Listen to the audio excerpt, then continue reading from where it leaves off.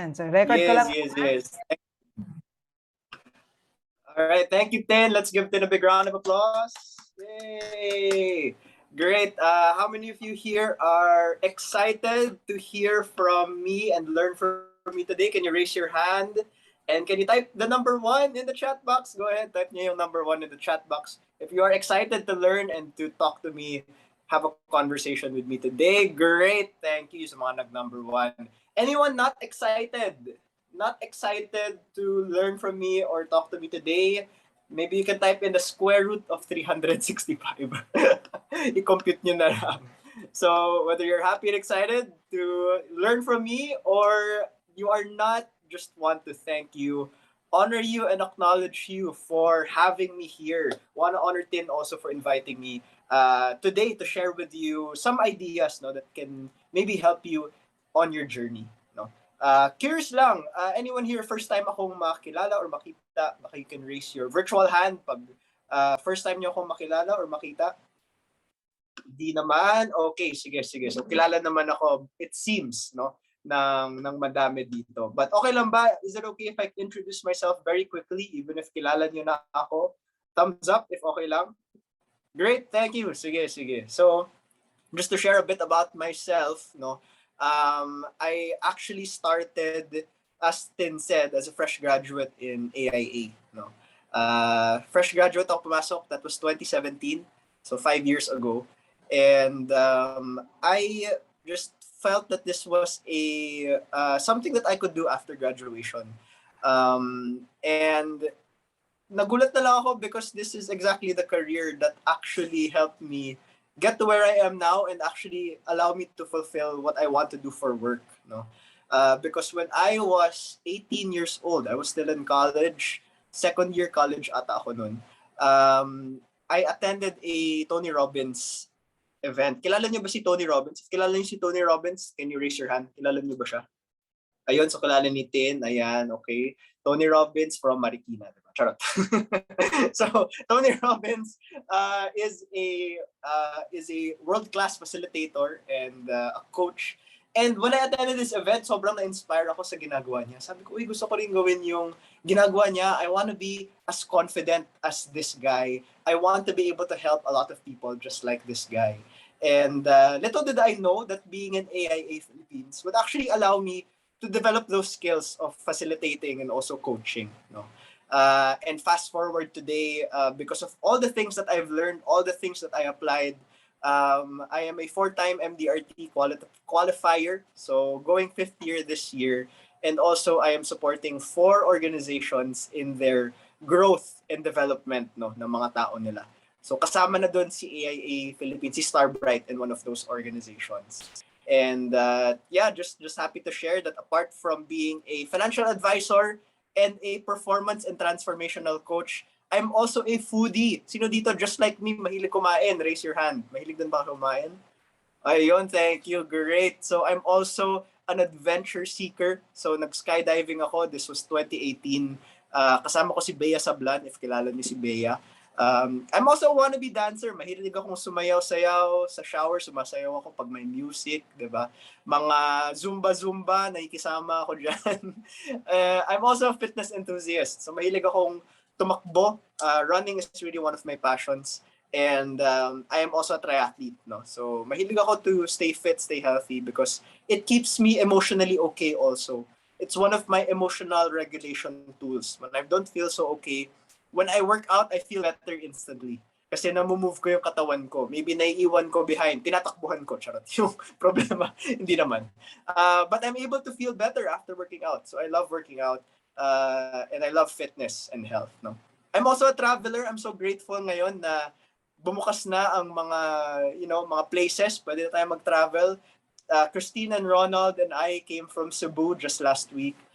Spending time with the leaders. I really had a good time there. Sa picture na to, nasa Japan ako with some of my friends.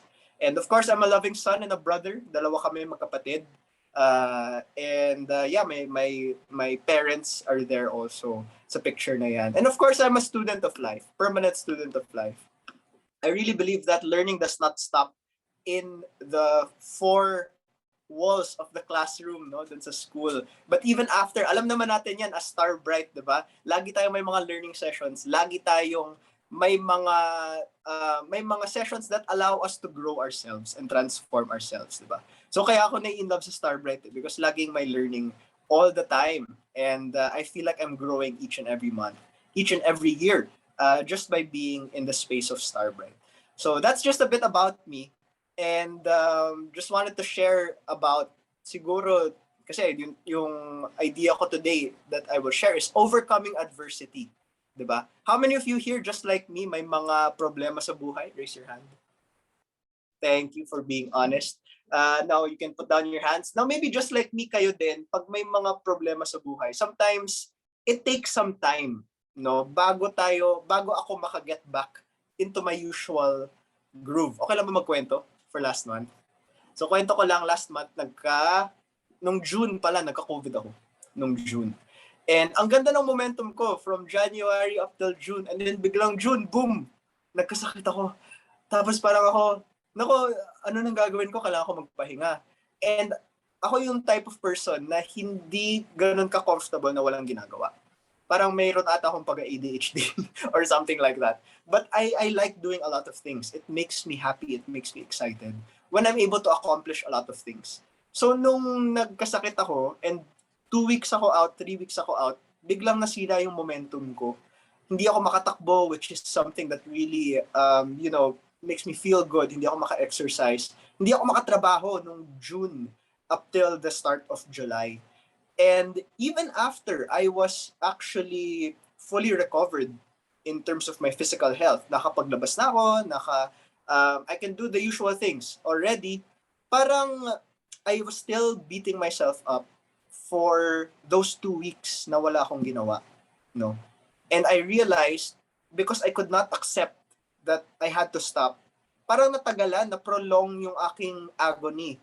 So maybe just like me, kayo, ganun din yung na-feel nyo at one point in time, na medyo natagalan yung challenge, no?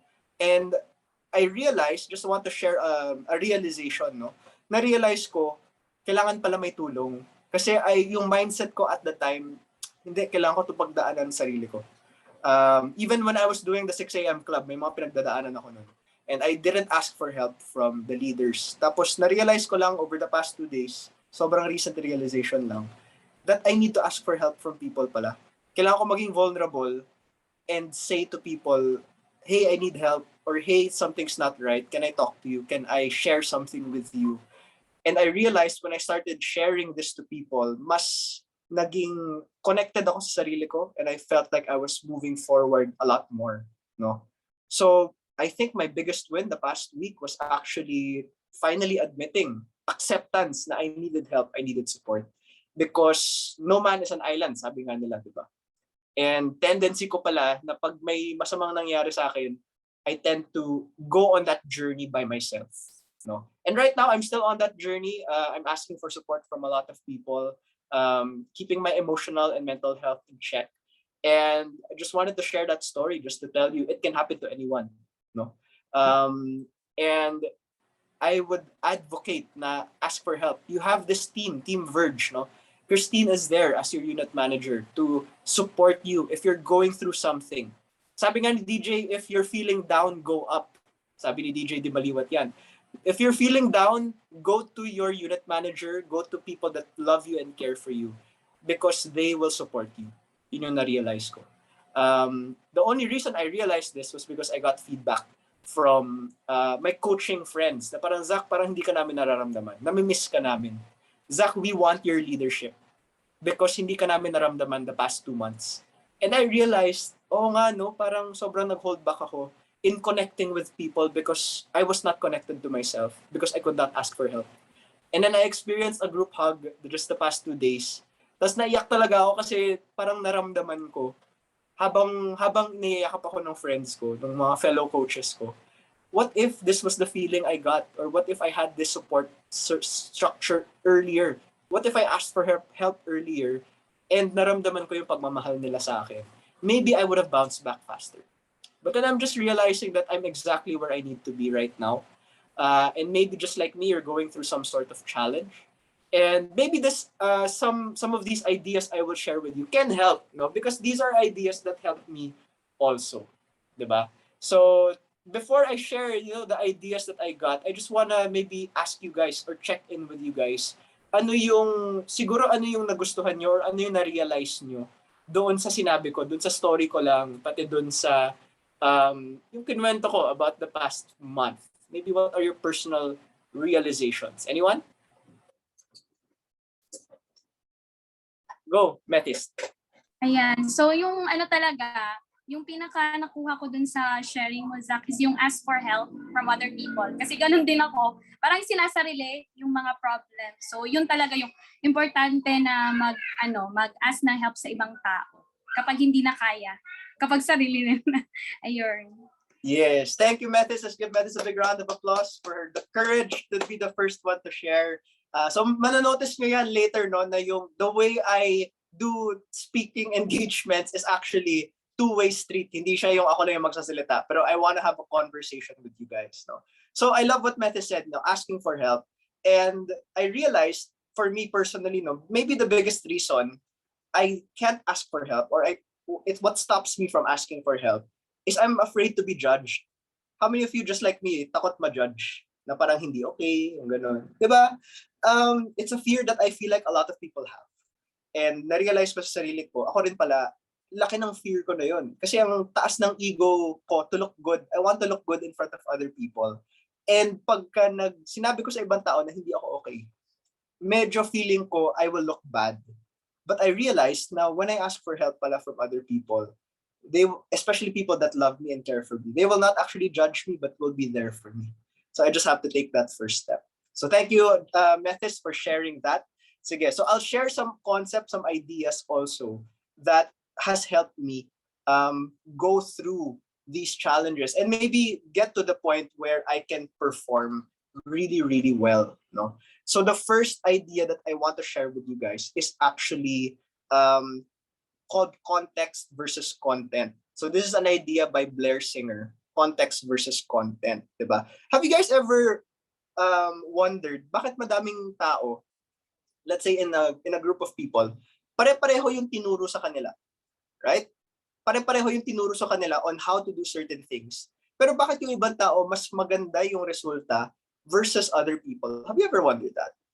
Ako medyo nag-wonder ako doon eh. Bakit ganun? Pare-pareho naman yung tinuturo. Pero bakit yung ibang tao mas maganda yung resulta? Bakit ako hindi? 'Di ba? And I realized it's because of this idea. Even if the same yung content na tinuro sa mga tao or natututunan, yung context or container ng tao is different. And I'll share that with you through a diagram. So, magda-drawing ako dito sa whiteboard. So, kunyari, let's say this is a cup, no? This is a cup. And ito yung content. So, let's just say in our business. So, yung content ng business natin is, let's say, sales, right? Sales, let's say it's also on leadership, let's say it's also on numbers, right? So how to move forward, how to create numbers, right? Or maybe it's skills on meeting clients and all of those things. Yan yung mga content that we feel is important, right? And it is important. But here's the thing. What if yung container na nilagyan mo or yung context na nilagyan mo is actually made of paper? Gawa siya sa papel. So paper cup pala yung nilagyan mo ng content na ito.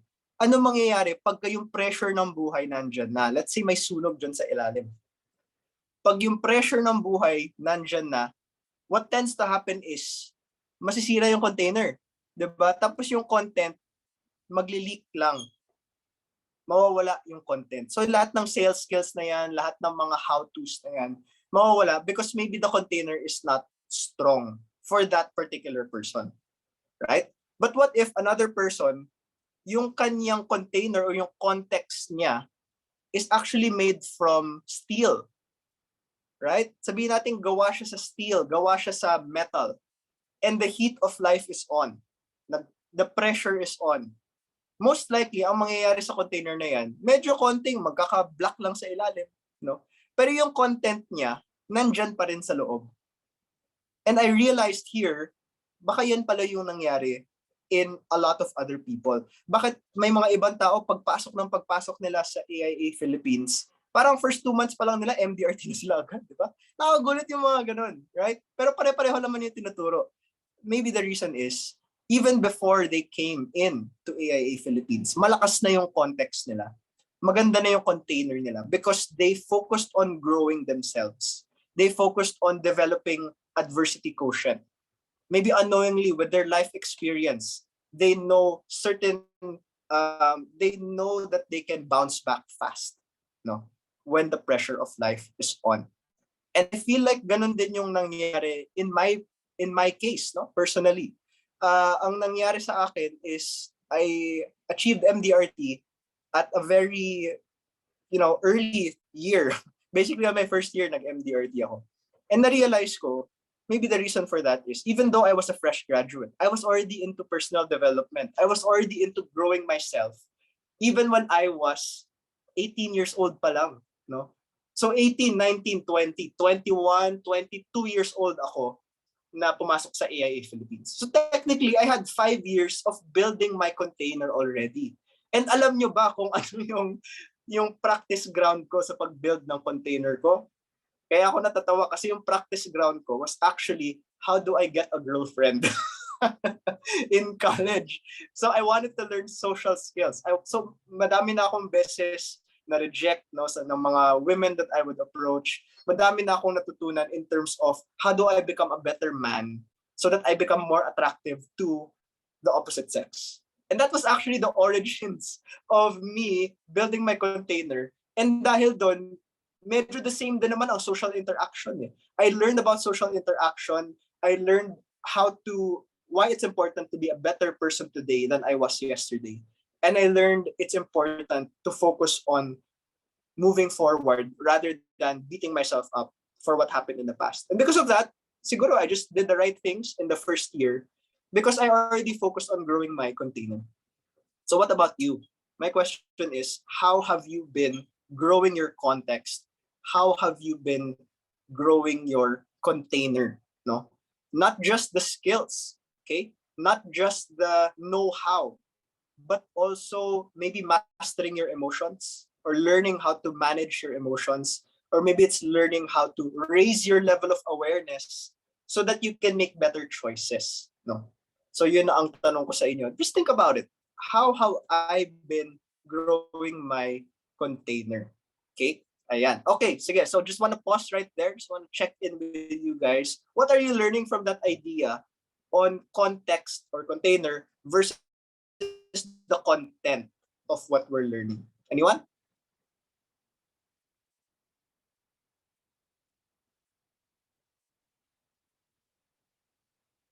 Go, guys. You can unmute yourself. Ako na lang muna. Sige, go Tin.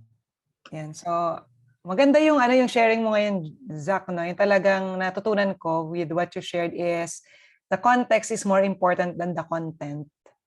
So, natutuwa ako dun sa yung paper cup versus kung steel yung cup, 'di ba?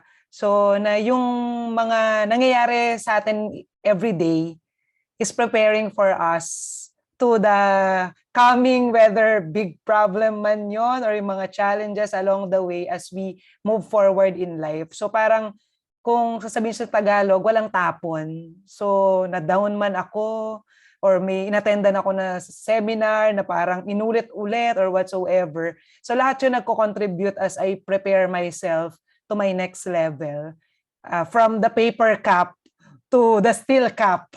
Para pag naulit or nabigay sa akin yung mga blessings that I have or yung mga challenges na ito, mas kaya ko siyang saluhin nang hindi ako nagbe-break easily compared nung kung ano ako yesterday. Everything counts. Yan. Ganda yung sinabi nila. Thank you.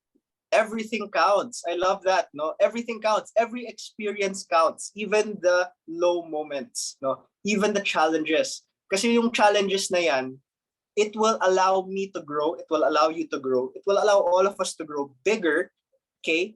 so that we can actually reach the vision. Yung vision ng buhay natin, whatever we want to accomplish in our life, maabot natin because of the challenges, no? So, what if we were to rethink what challenges are? And of course, sometimes mahirap yan when the challenge is there and you're going through it. But what if going through a challenge, yung mindset natin, mindset ko, is actually, what if this is bringing me to my next level?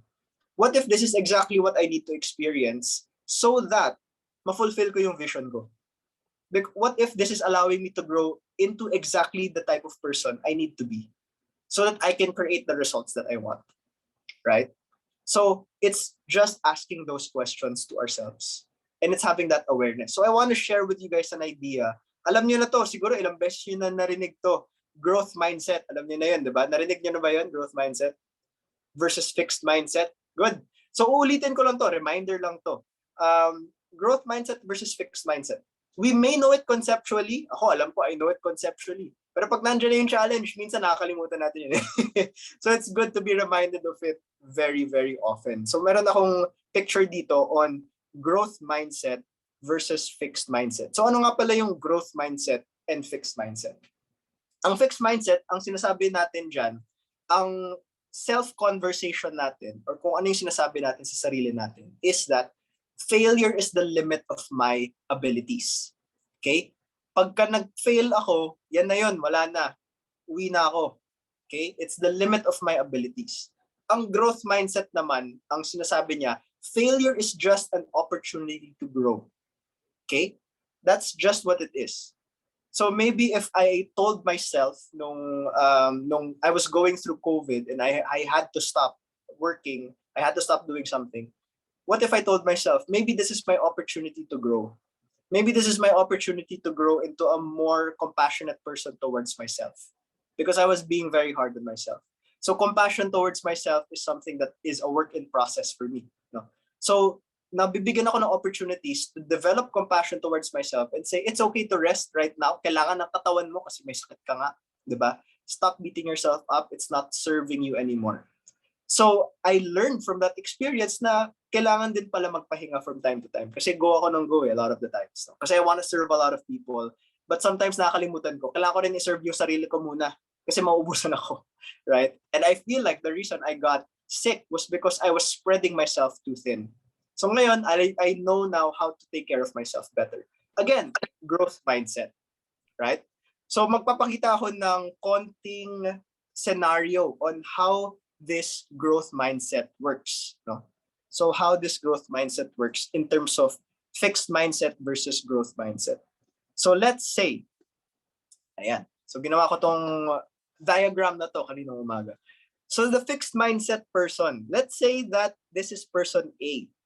And person A, let's call him Alfred. So si Alfred, 'di ba? Naglalakad siya towards his vision. Alam niya yung vision niya, clear siya sa vision niya, naglalakad siya towards his vision. Ngayon, ang nangyari kay Alfred, biglang nagkaroon ng obstacle. Nagkaroon ng roadblock going to his vision. Right? And yung nagkaroon ng roadblock na yan, sabi ni Alfred, naku, mukhang mahirap to. Ang hirap naman yan. Naku, hindi ko ata kaya yan. And ang ginawa ni Alfred, umuwi na lang siya. He turned back and sacrificed his vision because feeling niya hindi niya kaya. Feeling niya there's no point in moving forward because nagkaroon na nga ng block or ng roadblock. So, umuwi na siya. Now, let's look at growth mindset naman. So, yan yung representation ng fixed mindset. Growth mindset naman, so person B, let's call him Bob. So si Bob, di ba? So si Bob, ganun din. Papunta siya dun sa vision niya. Okay? Ganun din, nagka-roadblock si Bob. Ngayon sabi ni Bob, anong gagawin ko ngayon? May growth mindset si Bob. Ay, oo nga pala. Natutunan ko kay Zach, growth mindset. I have to grow myself. I have to learn new skills pala so that I can overcome this challenge. Or maybe tinanong niya sa sarili niya, what is this obstacle teaching me? What can I learn from this? How can I grow bigger than this obstacle? So ngayon, natuto siya and he took steps in growing himself, in strengthening his container. From paper cup, nagiging steel cup na siya. Ayun, lumaki na si Bob. Laki na niya, di ba? So, nag-grow siya. And ngayon na mas malaki na siya sa obstacle niya, guess what? Kaya niya niyang laktawan yung obstacle na yan. Okay? So ngayon, mas malapit na siya sa vision niya. Kasi he grew bigger than his challenge and so nalaktawan niya yung obstacle. Eh nangyari, nagkaroon ng same exact obstacle. But guess what? Because he grew himself, sabi niya, alam ko na yan, nangyari na yan sa akin. And so, lalaktawan na lang niya ulit. He doesn't even have to grow himself more because it's the exact same challenge, right? And so, mas malapit siya once more to his vision. And that's the reality of life, guys. Diba? Life will always give us obstacles, the same exact obstacles over and over again until we learn the lesson, right? Life wants to teach us a lesson. And so, yung obstacles na yan, that's our teachers. So, ang nangyari, mas lumalapit tayo sa vision. Now, there may be a bigger obstacle along the way of Bob, but because he's equipped with the growth mindset, alam na niya, okay, there's another obstacle, mahirap to, pero I can grow myself pala. So, naging proof na yung before, and nagawa ko nga yung obstacle na yun. I was able to grow myself. So, maybe I just have to keep growing myself so that mas laktawan ko tong obstacle na to. And then I can experience more in my life. So I want to pause right there in terms of growth mindset and fixed mindset. I want to ask you guys, what are you learning from it? Or maybe may naalala kayo in terms of what's going on in your life. What are you learning from growth mindset versus fixed mindset? Anyone?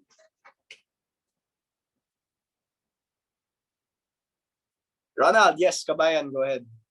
Thank you, Zach. Ako naman siguro yung learning ko doon sa fixed mindset and growth mindset. Tama nga yung sinabi mo pag sinabing fixed mindset. Kumbaga kapag mayroong challenges or failure na nangyayari, kumbaga ito yung naglilimit sa atin na ma-reach yung full potential ng tao, 'di ba? Kumbaga yun yung nagiging block, kumbaga ang bilis na mag-give up, 'di ba? Dahil sa may pinagdadaanan.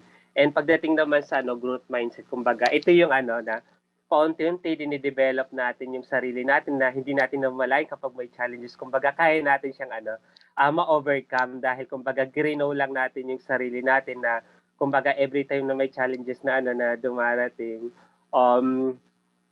tama nga yung sinabi mo, ano yung learning na pwede ko matutunan sa challenges na yon kaya para ako makapag-move forward ng mabilis. Nice, thank you, Ronald. Let's give Ronald a big round of applause. So great share, no? And it's equipping yourself with the tools. You just need to know what to do. So here's what I want you to do right now. I want you to get a notebook. If you have a notebook in front of you and a pen, and I want you to write down these questions that you can actually ask yourself when the challenges are there. So I want to be able to equip you na kahit wala ako dito, mariremind niyo yung sarili niyo. Nga pala, may challenge. Ito nga pala yung kailangan kong itanong sa sarili ko or kailangan kong sabihin sa sarili ko so that I can move closer to my vision, so that I can overcome this obstacle. No? So go ahead, get a paper and pen, a notebook and a pen. Maybe write down at the top when challenges happen. Okay? When challenges happen. So pag nagkaroon ng challenge, pag nagkaroon ng paghihirap, okay, whatever challenge life gives you. And below that, I want you to write, ask myself. So tanong natin yung sarili natin, ask myself. Okay? The first question that I want you to ask yourself is, what is this obstacle teaching me? What is this obstacle teaching me? Pwede nyo rin Tagalogin if you want. Ano yung tinuturo sa akin itong obstacle na to? Okay? What is this obstacle teaching me? Okay? Number 2, you can ask this. Pipili lang kayo dito sa mga questions na to, but any one of these can help you move forward. Number 2, who can I go to for support? Who can I ask support from? Who can I ask help from? So that I can overcome this challenge. Who can I ask support from? So that I can overcome this challenge. Okay? So those 2 questions easily can get you into a better state of mind that will help you overcome that challenge. Okay? And here's the thing that I use. I call this the advantage method. Okay? I call this the advantage method when I'm experiencing adversity or challenges. Our advantage method is basically the mindset that I don't know how this challenge is helping me, but this is helping me become a better person. Yun lang yun. It's just the mindset that this challenge is actually not a disadvantage, but my advantage. That's called the advantage method. So it's just telling yourself, how is this obstacle helping me grow? The first question, di ba? Pero kung hindi nyo masagot yun, you just have to tell yourself, I don't know how this challenge is helping me, but this challenge is helping me become a better person. I just can't see it right now. Right? Because if you look back at all the challenges that happen in your life, those challenges help you grow as a person. Right? Pero maybe nung times na yon, hindi mo makita eh. Diba? Hindi natin makita kung paano ako natutulungan nito? Ang sakit nga sa puso, or ang sakit nga sa pakiramdam, ang sama sa pakiramdam. Paano ako natutulungan nito? Maybe during those moments, hindi natin napapansin, nakikita. However, when we look back, makita natin, kaya pala nangyari yun, because this is where I'm headed now. It's redirecting me into where I need to be. Right? So that's called the advantage method. If you cannot find an answer to how is this helping me or how is this growing me, just trust and surrender. I don't know how this is helping me, but I know that this will bring me to my next level. And then just go through life the same way. So yun ang advantage method when it comes to obstacles. And this is actually helping us develop adversity quotient. No?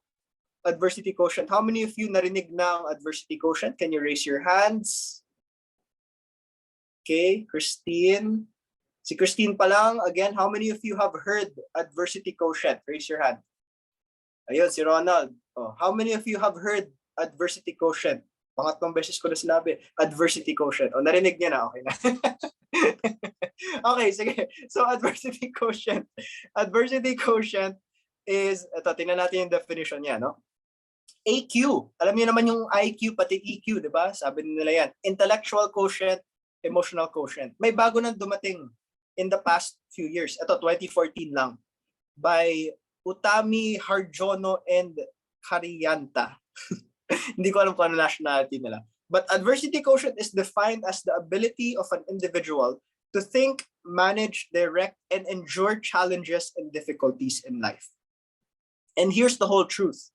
The more adversity quotient you have, or the higher your adversity quotient is, you will create better results in your life. Okay? You will create better results in your life. Because the whole truth is, there will always be challenges. There will always be adversities. But maybe each adversity or challenge is making you into a better person each and every time. So maybe we just have to think that way. So again, I want to pause right here. Check in with you guys. What are you learning so far sa mga pinagsasabi ko, sa mga conversation natin? I want to hear from someone na hindi ko pa narinig. Anyone? You can raise your virtual hand or you can just unmute yourself. Go ahead.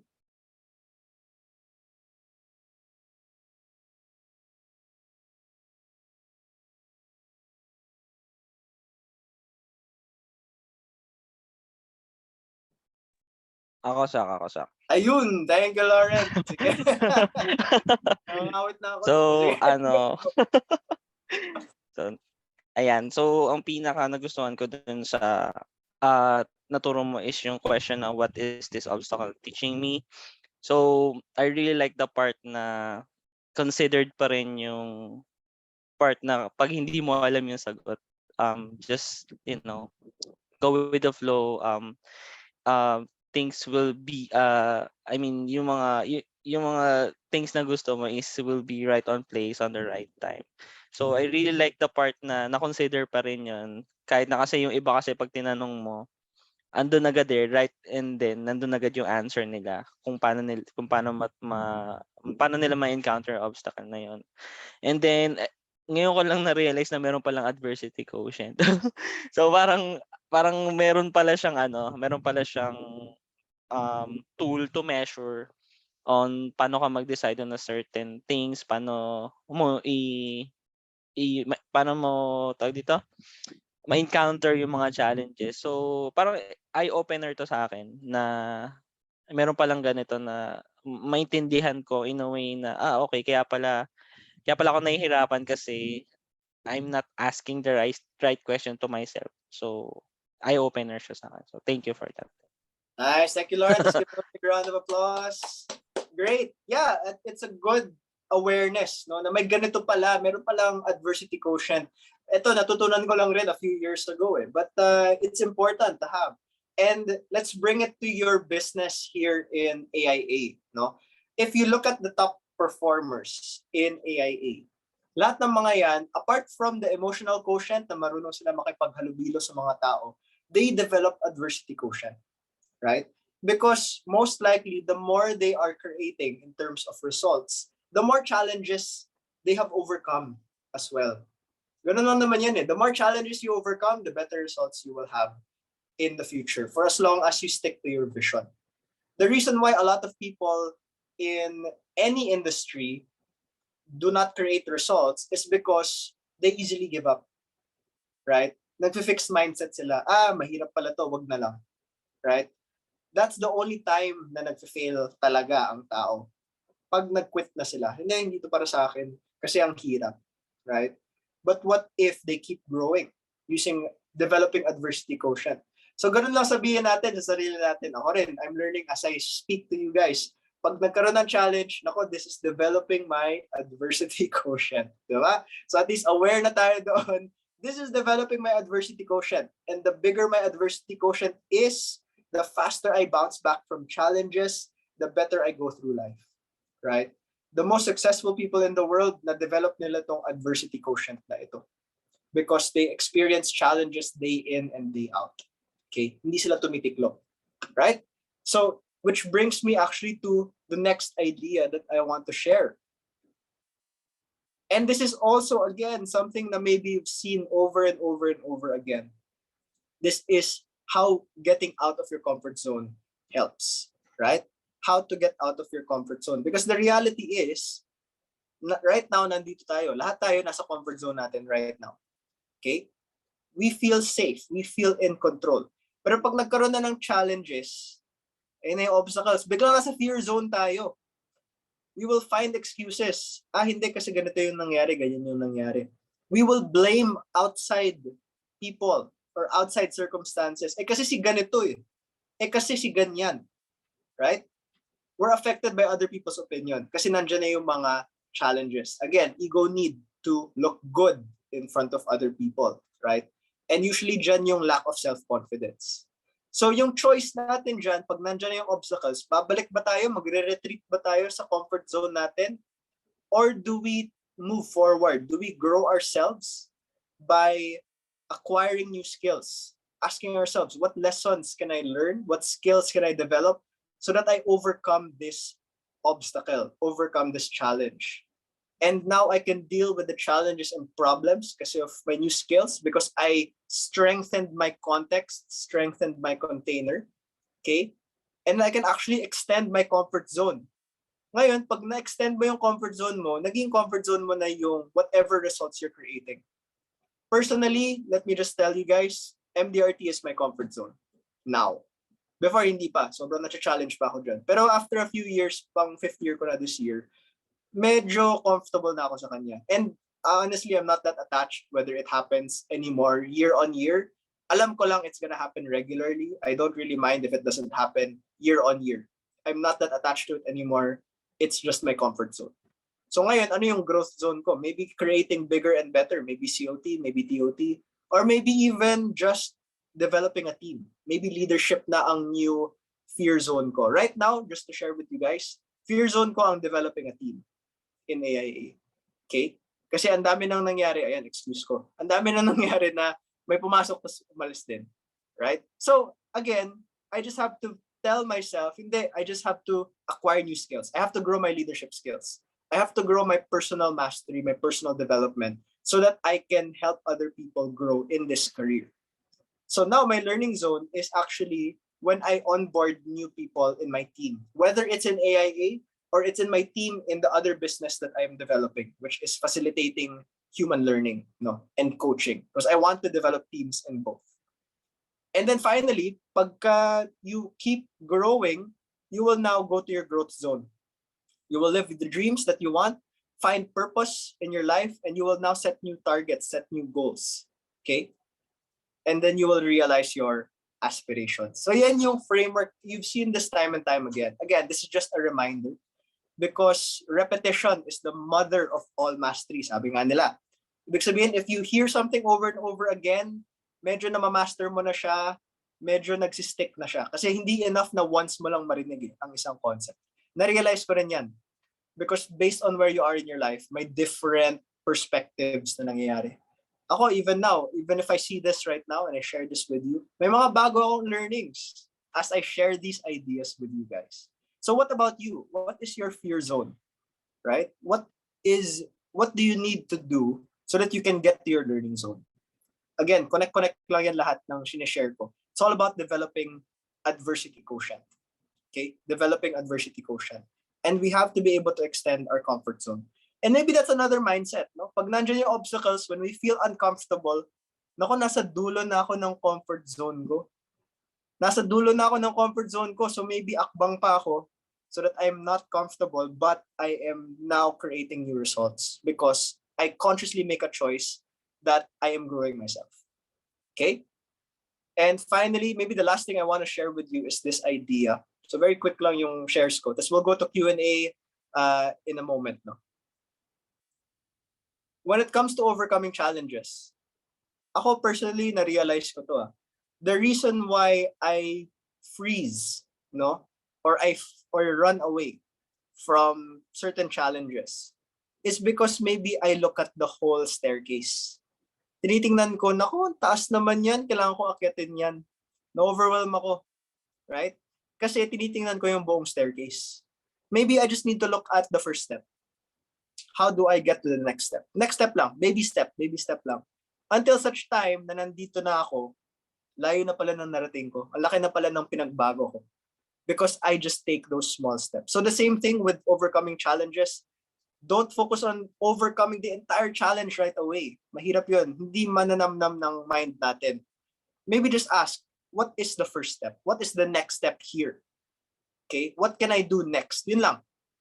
Eventually, ma-overcome ko tong obstacle ko, but right now, what do I need to do next? Maybe all I need to do right now is get out of bed. Maybe all I need to do right now is take a shower. Maybe that's the next step. Maybe all I need to do right now is walk maybe 500 meters for exercise. Or maybe all I need to do right now is reach out to the person that I have not connected with in a long time, see how they're doing. Malay natin maging client, malay natin hindi, but my purpose is to serve. My purpose is to see how I can be of service to them. Right? Again, small steps. Eventually, you'll get to the big change. These are things that are maybe not new to you guys, once again, but as long as you keep them in your mind, keep them in your heart, you will reach your next level for sure. And with that, yun na yung pinaka-presentation ko. I want to have more conversation with you guys. I want to see how I can support you guys in the next 20-30 minutes because alam ko I have 45 minutes to an hour, diba? So yeah, if the floor is open for questions, if any questions you have, anything that you're going through right now that you need support in through coaching or through mentoring ba yan, go ahead. Anyone?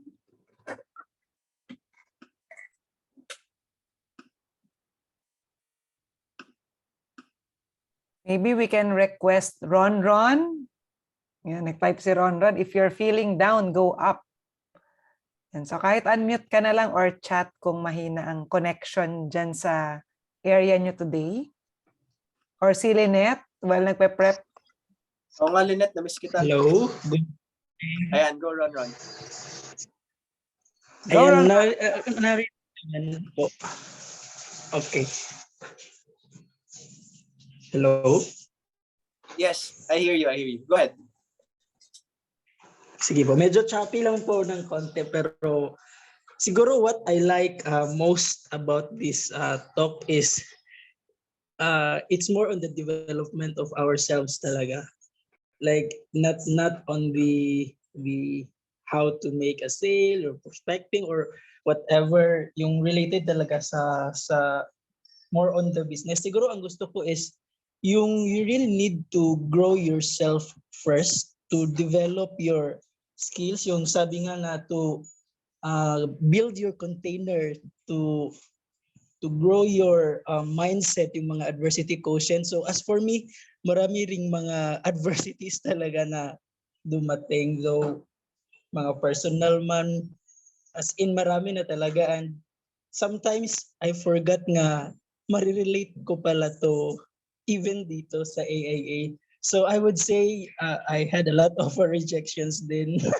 So medyo nakaka-down talaga. Kaya medyo na-struck ako dun sa if you're feeling down, go up or ask for support, ask for help from those and mas nakakaalam, those who are experienced nga you believe na makakatulong sa'yo. So personally, challenge sa akin tong sa AIA natin, especially aside sa part-time lang muna ako for now, and then may mga other mga priorities din.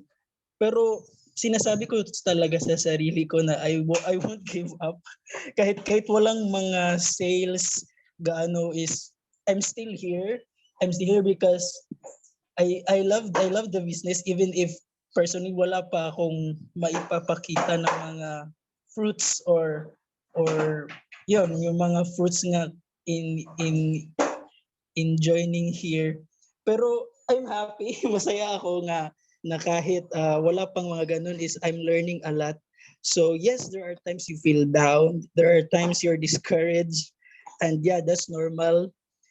Part yan sa pag-develop ng ating yung adversity quotient. Siguro medyo familiar ako na dyan, pero I think mas clearer na siya sa akin na those adversities will help me become a better person. Those adversities or this even mga recent adversities, all those things work together for good talaga. Even if we don't know why, bakit yung if ask ourselves what is this obstacle teaching me? Maybe sometimes I don't know. So even if you don't know, just believe that will help you become better. And along the way, makikita mo yan, ma-realize mo, oh nga no, so mabuti na lang hindi ako nag-give up. Kaya siguro para sa akin at para sa ating lahat dito na continue pa rin tayo whatever those mga obstacles man ang mangyari. And sooner or later, we will reap the fruits of our hard work. So yun po. Thank you po. Thank you, Ron. Let's give Ron a big round of applause. I want to acknowledge you, Ron. I love what you said na even if wala pang results, visible results, I enjoy this career. I'm happy here. And my suggestion is just stay connected. Okay? Magugulat ka 5 years from now, 10 years from now, grabe na ang results mo as long as you work on yourself and you stay connected. Ang isang tao that really inspires me here is si Ronald, no? Kasi si Ronald, ever since talaga, kailan ba ka nakala? 2018, parang ganun, di ba? Si Ronald, sobrang consistent. This is the person in Starbright that always shows up, no? Always is there. And because of that, slowly but surely, lumalaki na at lumalaki ang results niya. And right now, nagiging leader na siya because of that, no? And sobrang inspiring lang nun. You just have to stay connected. You just have to keep growing yourself, and eventually the results will come. The reason why people maybe fall out sa sa career natin is because they're looking for immediate results. And here's the reality of our career, guys, sa AIA Philippines. It's not a get-rich-quick career. It is a lifetime career where you can grow and develop yourself until such time that your results are big because of the person you have become, just like what Ron said. No? And something I want to share just to add to that, kasi may naisip akong framework that I can share with you guys. No? Sometimes ganito yan di ba? Yung challenge natin, medyo nakaka-daunt siya at first. And then in a week, medyo kayang-kaya, lumiliit na siya as we move forward until finally, ang liit na lang niya. Again, growing ourselves so that we're bigger than the obstacle, right? And something that I want to catch that Ron said, na the reason why I don't share sa mga talks ko yung mga how to become MDRT. Before I used to do that. Ngayon hindi na. Kasi I realized my how-tos can be different from your how-tos. Maybe you as a person have your own way to get to MDRT or whatever goal you have. Maybe it's just to external lang kasi ang goals eh. Na MDRT na yan, yung mga yung mga awards and accolades, that's all external goals. What I'd rather is focusing on internal, which is how do I become a better person? Because the person you become will dictate your results. So dito, the reason why I don't share much on what and how, kasi information na lang yan eh, right? Eh what if yung information na yan, kayang ma-apply ng isang tao kasi applicable siya sa situation niya, pero dun sa isang tao, hindi applicable pala, right? Because we all have different situations. Instructions, I don't go much content, right? On tools, on how to move forward with obstacles. I share about that. The why is inspiration. This is what most people talk about, okay? Most people talk about the what, the how, and the why. Usually yung why mas powerful na yan kasi yun yung nag-motivate. Yun yung nag-i-inspire sa atin. Yun yung the fire in the engine is the why. But the reality is, it's working on who you are. Because who you are will dictate the results you have. So as long as you focus on growing yourself, growing on who you are, you become more responsible each and every time, you become more committed, you become more loving, compassionate, then the results will just follow. The reason why people are burned out is because they're too focused on external results. Why not just focus on growing myself? This is my benchmark. Kunyari, benchmark ko is that I can only create 20,000 in sales in a month. 20,000 ANP. Kunyari, yun yung baseline ko. Then I shouldn't judge myself na parang hindi pa ako nasa 2 million, right? Maybe I just need to focus on getting to 30,000. Maybe that's just the next step that I need to take. And go on until such time na biglang, umabot na ako sa 2 million ANP. Umabot na ako sa 3 million. Because you're just growing and growing yourself rather than attaching yourself so much on the results, on the goals. Yes, results are important, but then mas important is the person you're growing yourself to be, who will just naturally attract the results. No? What are you getting from that, Ron? Nakuha ko yun sa'yo, so I want to throw it back to you. What are you learning from that idea?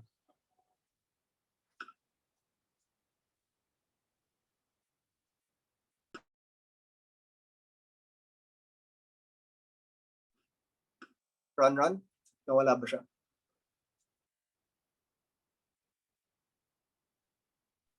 Baka choppy kay Yes po. Yan. Ayun. Go ahead. What are you learning from that? Nabi ko. Opo, siguro yung at first gusto ko yung illustration yung you think mahirap talaga, you think the obstacle is bigger enough for you to handle, but along the way is ma-realize mo lang na kaya mo naman pala. So you just need to take that first step. You just need to grow yourself nga po. Tapos along the way hindi mo lang namamalayan na andun ka na pala. Siguro gusto ko yung start small din, like yung goal mo is 40 ANP muna or even 30 ANP, and then once ma-hit mo yung mga goals na yun is saka ka lang mag-adjust. Kasi before parang yung hindi ko pa masyadong alam talaga or hindi wala pa akong experience is parang madali lang sabihin na ito yung goals ko ganito, pero ang hirap pa lang i-reach. So siguro yun I'll reassess or evaluate yung mga goals ko na I need to start small para hindi siya gaanong mahirap i-reach, and then along the way makikita natin yung growth natin na ay kaya ko pala to, tapos doon na tayo mag-a-adjust hanggang sa hindi na mamalayan natin na malaki na pala yung akala natin before na hindi kaya, but as time goes by, as we continue to grow ourselves, is makikita natin na uy, kaya ko pala, kaya go lang, kaya natin to, guys. Nice one, Ron. Thank you very much for sharing that. No, and something I got from that lang, I like what you said na it's one day mangyayari na lang siya. So maybe may tinatawag dyan na one day goal. Ano ibig sabihin ng one day goal? One day goal is yung one day makukuha ko yan. Diba? So I'll give you an example. For myself, my one day goal is to create 10 million in income per month. Okay? Because I feel that okay now, I can live the rest of my life. My grandchildren are okay, right? So 10 million a month in income is my one day goal. I don't have a timeline for it. It's just one day mangyayari siya. But right now, I'm focused on the next step.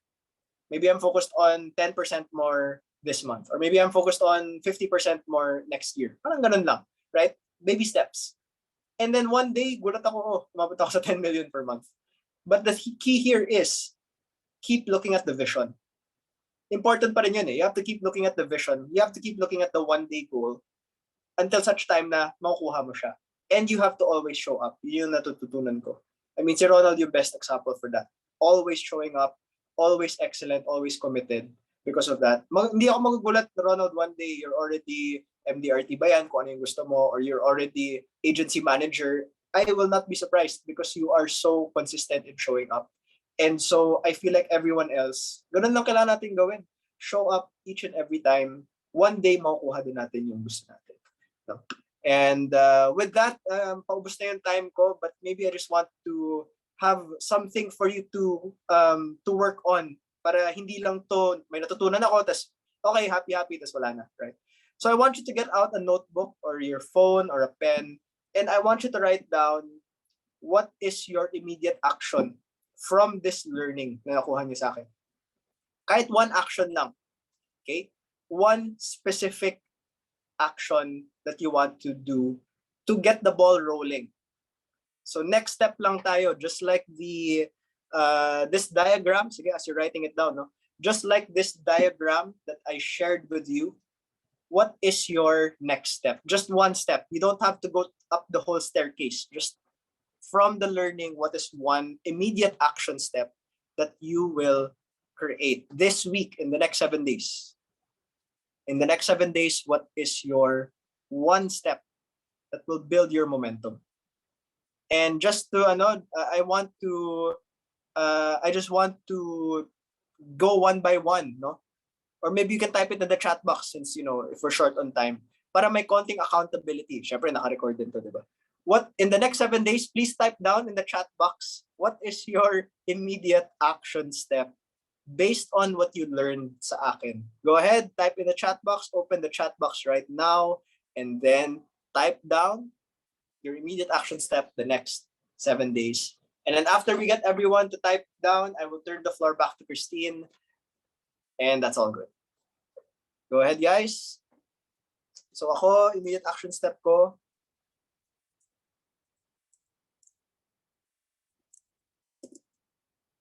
type din ako. Type rin ako. Melody, kasama ka rin mag-type.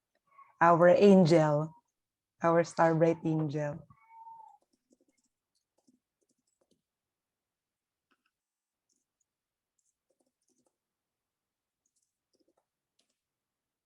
Yan yung akin.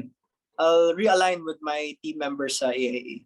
Yan yung immediate action step ko from this. So kay Christine, stay connected, join all meetings, activities, Starbright, and in other commitments. No ifs, no buts, even if I'm down. Nice. Connect again to the team more frequent. Nice. Thank you, Metis. What about the others?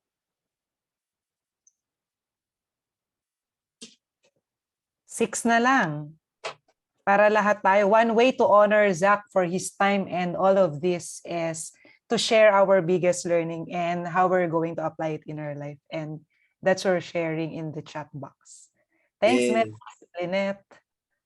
Keep showing up. Honor commitments to fast. Very nice. Yan. Being attentive. Thank you. 3 more. Right. So Mel, Ron. 4 more pala. 4. Yan, ito na. Recognize my WAM and CMS. Nice. 3 na lang.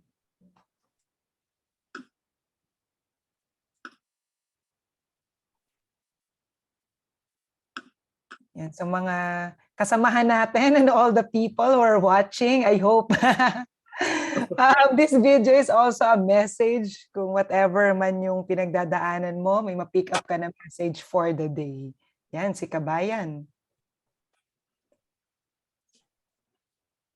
Nice one, Kabayan. Show up in all unit meeting and Starbright activities. Great. Start posting social media ads and content, and let myself be found and attend Starbright Agency Assembly. Nice. Oh, I'll see you guys on Monday. I'll be there also. Yes. I'll be there in person. Mel. Si Mel na lang. Mel, nandyan ka ba? Si Mel Alam- nagano, di ba? Ah, si Mel. Oh. Mel naman, Melissa.